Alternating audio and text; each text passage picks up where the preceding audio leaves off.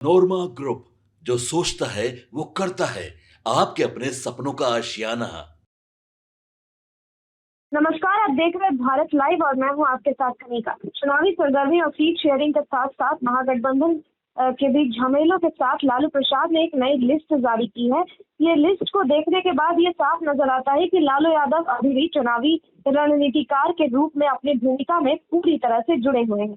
इस लिस्ट को देखने के बाद ये साफ हो गया है कि लालू यादव ने स्पष्ट संदेश दिया है और इस संदेश में कहीं ना कहीं कुछ अलग अलग बातें नजर आ रही हैं। सीधे तौर पर देखा जाए तो ये पूरी लिस्ट हम बाबा के साथ डिस्कस करेंगे, लेकिन इसके साथ आपको बता दें कि इस लिस्ट में जो नाम है और इस लिस्ट को बनाने का जो रणनीति है वो साफ साफ झलक रही है। कौन कौन से प्रकोष्ठ बनाए गए हैं और कौन किन किन लोगों के लालू यादव ने अपनी कोर टीम में शामिल किया है, और यह देख करके आपको भी समझ आएगा कि लालू यादव इस बार चुनाव में किस मकसद और किस मोड़ के साथ उतरने वाले हैं।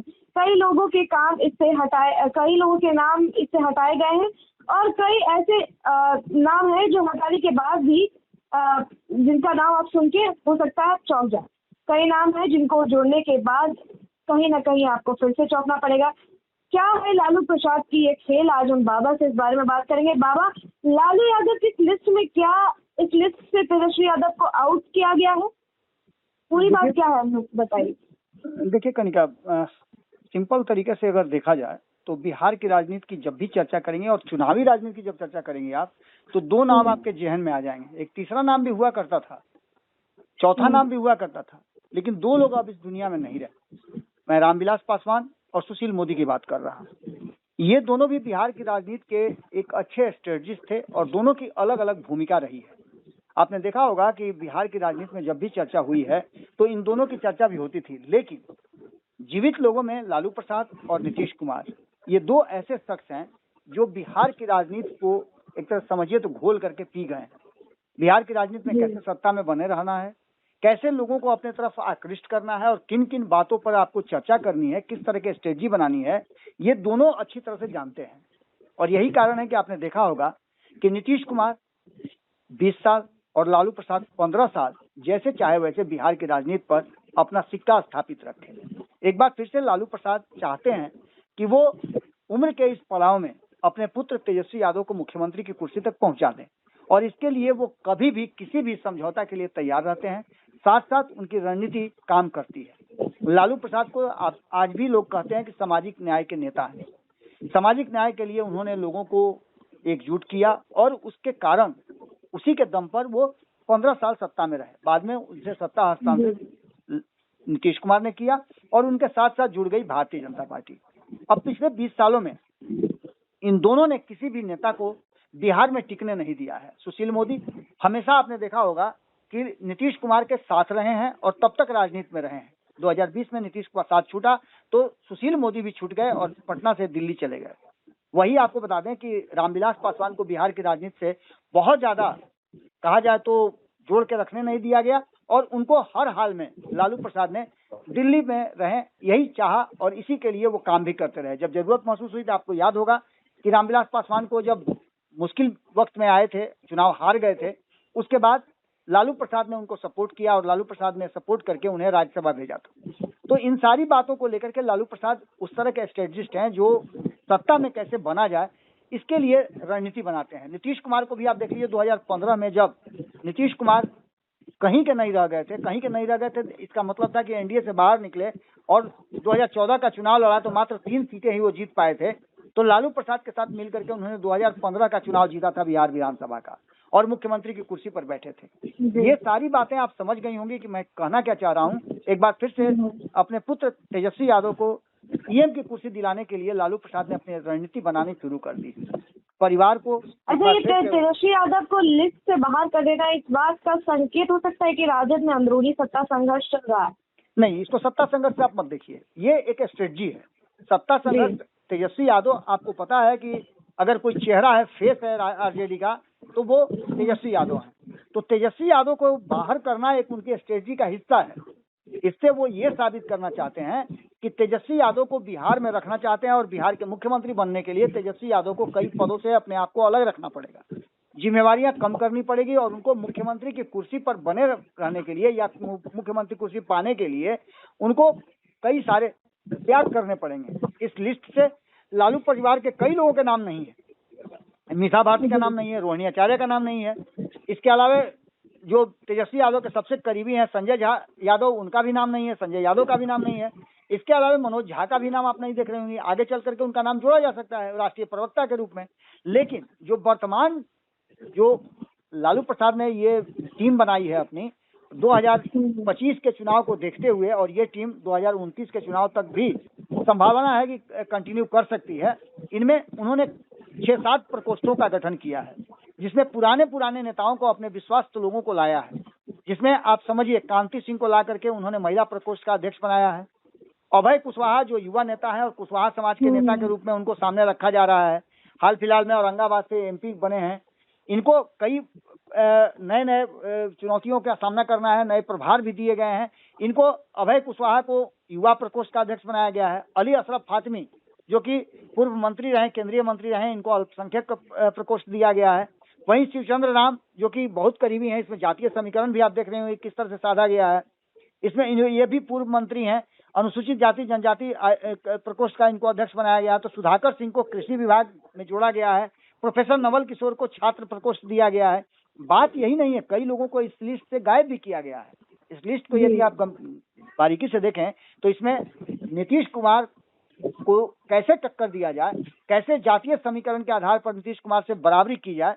आपने देखा होगा कि उन्होंने प्रदेश अध्यक्ष किसे बनाया है, मंगनी लाल मंडल को बना करके उन्होंने नीतीश कुमार के सबसे जो विश्वस्त और कभी करीबी हुआ करते थे उनको अपने पाले में लाया है।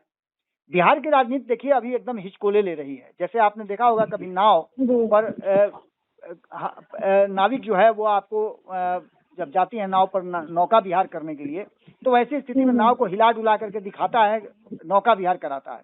बिल्कुल बिहार की राजनीति उसी तरह से दोनों तरफ झुक रही है। तो ऐसी स्थिति में सीधे तौर पे ये लिस्ट जो कि लालू प्रसाद इसके अध्यक्ष हैं, राबड़ी देवी को उन्होंने जगह दिया है, राबड़ी देवी उपाध्यक्ष हैं, और जगदानंद सिंह को भी इसमें समय और काम करने का एक बेहतर अवसर मिला है, क्योंकि लालू प्रसाद के काम को करने के लिए 4 लोगों को नियुक्त किया गया है जो कि उपाध्यक्ष के रूप में काम करेंगे, जिसमें राबड़ी देवी, जगदानंद सिंह, महबूब अली कैसर हैं। महबूब अली कैसर आपको पता है कौन है। महबूब अली कैसर लोक जनशक्ति पार्टी में हुआ करते थे। 2024 के चुनाव में उनको मैदान में नहीं मौका मिला। उदय नारायण चौधरी हैं, काफी वरिष्ठ नेता हैं और कभी नीतीश कुमार के करीबी हुआ करते थे, विधानसभा के अध्यक्ष भी रहे हैं, इनको दिया गया है। अब्दुल बारी सिद्दीकी को प्रधान महासचिव बनाया गया जो पहले भी थे। इसके अलावा कोषाध्यक्ष में सुनील सिंह जो पहले से चले आ रहे हैं, आपको पता होगा बिस्कोमान वाले सुनील सिंह के नाम से जाने जाते थे, अब तो वो बिस्कोमान के अध्यक्ष नहीं रहे, लेकिन सुनील सिंह को एक बार फिर से कोषाध्यक्ष बनाया गया है। इसके बाद महासचिव के श्रेणी में जो महासचिव बनाए गए हैं उसमें जनरल सेक्रेटरी 12 को बनाया गया है। महासचिव में जयप्रकाश नारायण यादव जो कि बहुत करीबी हैं लालू प्रसाद के, उनको दिया गया है। इसके अलावा पूर्व एमएलए हैं नील लोहित दास, इनको बनाया गया है। भोला यादव को रखा गया है। ललित कुमार यादव को रखा गया जो विधायक हैं वर्तमान में। कुमार सरजीत जो विधायक हैं, आपको पता है कि लोकसभा का चुनाव भी लड़े थे 2024 में गया से, उनको रखा गया। सैयद फैजल अली को विधान परिषद के सदस्य हैं, इनको रखा गया है। अभय सिंह को रखा गया जो झारखंड से आते हैं, इसमें झारखंड के लोगों को भी शामिल किया गया। सुखदेव पासवान को रखा गया है। सुशीला मोराले को रखा गया है। अनु चाको केरल से आते हैं, उनको रखा गया है। अलख निरंजन उर्फ बिगू यादव को रखा गया है। रेणु कुशवाहा जो अभी आप पार्टी में आई हैं, लोक जनशक्ति पार्टी में पहले थी, छोड़ करके आई हैं, उनको रखा गया है। सचिव बनाए गए हैं 10, जिसमें यदुवंश कुमार यादव को, डॉक्टर लाल रत्नाकर को, भरत भूषण मंडल को जो विधायक है उनको रखा गया है। कार्तिकेय कुमार जो एमएलसी हैं उनको रखा गया है। विजय वर्मा को मधेपुरा से रखा गया है। संतोष कुमार जायसवाल है, दिल्ली के हैं, दिल्ली के भी सदस्य को रखा गया है इसमें। संजय ठाकुर को मुजफ्फरपुर से हैं, उनको रखा गया है। राजेंद्र राम को रखा गया है, पूर्व विधायक हैं। स्पीटी सीमा हेम्ब्रम को जो पूर्व विधायक हैं उनको रखा गया। सुरेंद्र राम को इसमें जगह मिली है। ये सभी परिस्थितियां, सभी नामों को देख करके आपको समझ में आ गया होगा कि किस तरह से इन सभी जो खेमे हैं उसको अच्छी तरह से मॉनिटरिंग करके लालू प्रसाद ने इनको दिया है। इसके अलावा आपको बता दें कि झारखंड, केरल और दिल्ली के लोगों को भी शामिल किया गया है। ये पूरी प्रक्रिया जो है लालू प्रसाद ने अपने देखरेख में किया है। अब आपका जो सवाल था उस सवाल पर मैं आता हूँ। आपने पहला सवाल पूछा था कि क्या तेजस्वी यादव को टीम से बाहर किया गया है या तेजस्वी यादव को बाहर करने से असर पड़ेगा। देखिए, तेजस्वी यादव के ऊपर बड़ी जिम्मेवारी है, उनको पूरे चुनाव की जिम्मेवारी है, उनको एक बड़ी जिम्मेवारी महागठबंधन को लीड करने की भी है, क्योंकि महागठबंधन के वो संयोजक हैं, अध्यक्ष हैं। ऐसी स्थिति में अच्छा, क्या ये जो लिस्ट है ये जारी कर लालू यादव ने महागठबंधन के अन्य दलों को कोई राजनीतिक संदेश देने की भी कोशिश की है? बिल्कुल संदेश दिया है। ये सीधा सीधा संदेश नीतीश कुमार को दिया गया है और भारतीय जनता पार्टी को दिया गया है कि देखिए हम किस तरह से जातीय समीकरण को साध करके और हर जाति के लोगों को इसमें स्थान देते हैं। जैसा कि आपको पता होगा कि पूरे जो जैम्बो कमेटी बनाई गई है, इस कमेटी में एक अध्यक्ष हैं, 4 राष्ट्रीय उपाध्यक्ष बनाए गए हैं।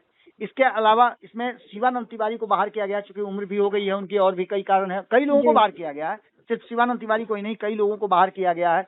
और ऐसी स्थिति में आप समझ सकती हैं कि लालू प्रसाद ने जो पूरी स्ट्रेटजी बनाई है उसको चुनावी रणनीति को देखते हुए और 2025 में जो बिहार में विधानसभा के चुनाव होने हैं उसके मद्देनजर ये लिस्ट बनाई गई है। और चुनाव से 3 महीने 4 महीने पहले इन लोगों को प्रभार देने का मतलब है कि ये अब अपने काम को अंजाम दें और महागठबंधन राष्ट्रीय जनता दल कैसे बेहतर प्रदर्शन कर सके, इसको लेकर के इनको स्ट्रेटजी बनानी है। लालू प्रसाद की देखरेख में एक तरफ जहां तेजस्वी यादव चुनावी रणनीति का स्ट्रेटजी बनाएंगे तो ये सांगठनिक रणनीति का स्ट्रेटजी बनाएंगे और दोनों तरफ से घेर करके महागठबंधन की सरकार बनाने का प्रयास किया जाएगा। अच्छा, क्या ये लिस्ट आने वाले विधानसभा चुनाव में कुछ असर डालेगी? बिल्कुल असर डालेगी, निश्चित रूप से असर डालेगी, क्योंकि जातीय समीकरण को साधने की कोशिश की गई है और जातीय समीकरण आप जानते हैं कि बिहार में किस तरह से असर करता है। अगर असर नहीं करता है जातीय समीकरण तो केंद्र सरकार को क्या जरूरत है, जिस बात को किया था, जो थूक गिराया था, उसी को चाट रहे हैं। सिंपल सी बात है कि आप देखिए कि जब नीतीश कुमार लेकर के गए थे देश भर में जातीय जनगणना कराने की, तो केंद्र की सरकार ने और नरेंद्र मोदी ने कहा कि नहीं हो सकता है, लेकिन अब वही कराने के लिए उन्होंने खुद अनाउंसमेंट किया है। तो ऐसी परिस्थिति आप समझ सकते हैं कि इस देश में, और खास करके बिहार की बात करें तो बिहार में अब तक जाति से बाहर नहीं निकाल पाए हैं आप वोटर को। इस बार प्रयास हो रहा है, अब देखना होगा कितना इस प्रयास में सफल वो लोग होते हैं जो लोग चाहते हैं कि जाति बंधन तोड़ करके लोग बिहार के लिए, बिहार के विकास के लिए वोट करें। ये एक बड़ी स्ट्रेटजी है, लेकिन लालू प्रसाद और नीतीश कुमार की रणनीति इसी पर काम करती रही है और जातीय समीकरण साध करके ही यादव मुस्लिम का गठजोड़ है तो लौकुश का गठजोड़ है। आप ये सुनती भी होंगी और आप देखती भी होंगी। अच्छा, नीतीश कुमार ने अभी जस्ट हाल ही में एक दिन पहले ये घोषणा की कि पत्रकारों को की जो पेंशन है वो बढ़ा दी गई है, 6,000 से 15,000 कर दी गई। तो क्या ये सिर्फ दिखावा के लिए किया जा रहा है चुनाव से पहले, या फिर उन्होंने ये पत्रकारों के भलाई के लिए सच में किया? नहीं, देखिए, पत्रकारों को पहले से भी राशि मिलती थी, राशि कम थी, लेकिन वैसे पत्रकारों को जो रिटायर्ड कर जाते हैं उन लोगों को पेंशन के रूप में दिया जाता है। उसके लिए कई प्रक्रियाओं से आपको गुजरना पड़ता है, कई तरह के डॉक्यूमेंट आपको देने होते हैं। आपकी उम्र जब रिटायरमेंट की हो जाती है तो सरकार ने वैसे पत्रकारों को जो लगातार बिहार के लिए और पत्रकारिता के लिए लंबे समय तक काम किया है, उन लोगों को, क्योंकि आप जानती हैं कि निजीकरण के चलते निजी पत्रकार भी बहुत सारे होते हैं जिनको किसी भी तरह का कोई लाभ नहीं मिल पाता, तो सरकार ने एक इनिशिएटिव लिया है। 6,000 रुपए पहले मिलते थे, अब उसे बढ़ा करके 15,000 किया गया है, जिसके लिए हम लोगों ने बहुत बार मुख्यमंत्री नीतीश कुमार से आग्रह भी किया है। हम लोग खुद गए हैं और जाकर के इस विषय पर काम किए हैं। मैं उन कई लोगों को बहुत बहुत धन्यवाद देना चाहूंगा, जिसमें जेपी झा हैं, हमारे यूनियन के काफी वरिष्ठ सदस्य हैं। उन्होंने बहुत मेहनत किया है, अभी वो बीमारी से जूझ रहे हैं, लेकिन उन्होंने बहुत प्रयास किया। उनके प्रयास को भी देखा जाना चाहिए और अगर ऐसा होता है तो निश्चित रूप से पत्रकारों के लिए बढ़िया बात है। चलिए, बहुत बहुत धन्यवाद बाबा जी आपका। बाबा ने बताया कि लालू यादव ने यदि सूची जारी की है, दरअसल पार्टी के भीतर अलग अलग प्रकोष्ठों की है। इन प्रकोष्ठों के माध्यम से चुनाव अभियान को जमीनी स्तर पर चलाया जाएगा। इसमें युवा, महिला, किसान, अल्पसंख्यक, पिछड़ा वर्ग जैसे वर्गों को भी ध्यान में रखकर अलग अलग जिम्मेदारियां बांटी जा सकती है। आपको बता दें कि इस लिस्ट में कई ऐसे नाम शामिल किए गए हैं जो पार्टी में लंबे समय से जुड़े हैं, लेकिन कई ऐसे नाम हटा दिए गए हैं जो कि लालू यादव के और तेजस्वी यादव के काफी नजदीकी हैं। हो सकता है वो नाम आगे जाकर इसमें जोड़ा जाए, लेकिन फिलहाल के लिए तो अभी कुछ नाम हटाए गए हैं और कुछ नाम जोड़े गए हैं जिसमें तेजस्वी यादव का नाम नहीं है। तेजस्वी यादव का नाम इस लिस्ट में नहीं होना बहुत बड़ा संकेत माना जा सकता है। इसका सीधा मतलब ये भी निकाला जा सकता है कि लालू यादव फिलहाल खुद ही पार्टी की कमान संभालना चाहते हैं, या तो वो तेजस्वी यादव को लेकर कुछ रणनीति तैयार कर रहे हैं, या फिर चुनाव से पहले वो अपनी पार्टी को लेकर कुछ रणनीति तैयार कर रहे हैं। तो अब देखते हैं कि इस मामले में आगे और क्या कुछ अपडेट आता है। अब तब तक के लिए आप ऐसे ही खबरों के लिए बने रहिए भारत लाइव के साथ। आपके सपनों को हमने सजाया है, ई होम्स पैनोरमा को हमने बनाया है। ई होम्स मेरा एक सपना था जिस पे मैं पिछले 4 साल से काम कर रहा था। हमने जो बनाया है वो सबने है माना। ई होम्स पैनोरमा में हो आपका भी आशियाना। और फाइनली हमने 2021 में इस प्रोजेक्ट को लॉन्च किया। बहुत लोग अप्रिशिएट कर रहे हैं कि पूर्णिया जैसे शहर में, बिहार के, एक तो बिहार की बात करें उसमें भी पूर्णिया जैसे छोटे जगह में इस तरह का लाइफस्टाइल देना, ये सुन के हम लोगों को बहुत अच्छा लगता है। ई होम्स में हमने कुछ और भी किया है, जैसे हम जिस जगह में रह रहे हैं हमारे फैमिली सिक्योर हो, उनको सिक्योरिटी का ध्यान में रखा है। आपकी सुविधा और सुरक्षा आपके लिए खास है, ये आपका विश्वास है। इसमें आर्टिफिशियल इंटेलिजेंस का 7 लेयर सिक्योरिटी का हमने इस्तेमाल किया है। लस ग्रीन कैंपस को बनाया है। यदि हमारा बाउंड्री वाल है तो वो वर्टिकल गार्डन है। ये जितनी भी फैसिलिटी होता है एक इंटरनेशनल टाउनशिप में ई होम्स है, ये हम लोग विश्वास नहीं कर पा रहे हैं। जो भी हमारे मित्र दोस्त या जो भी हमारे बाहर के बाहर आते हैं तो हम लोगों को बहुत अच्छा सुनने को मिलता है और बहुत अच्छा क्रेडिट मिल रहा है। वो सारा हमने सिर्फ एक बिल्डिंग नहीं बनाया, हमें एक बहुत अच्छा लाइफस्टाइल दिया ई होम्स में, और मेरा एक सपना था जिसको मैं आज फुलफिल होते हुए देख पा रहा हूँ। ये आपका आवास है। ई होम्स पैनोरमा में अब आपका निवास है। E homes Panorama, luxurious lifestyle redefined. Panorama group, जो सोचता है वो करता है।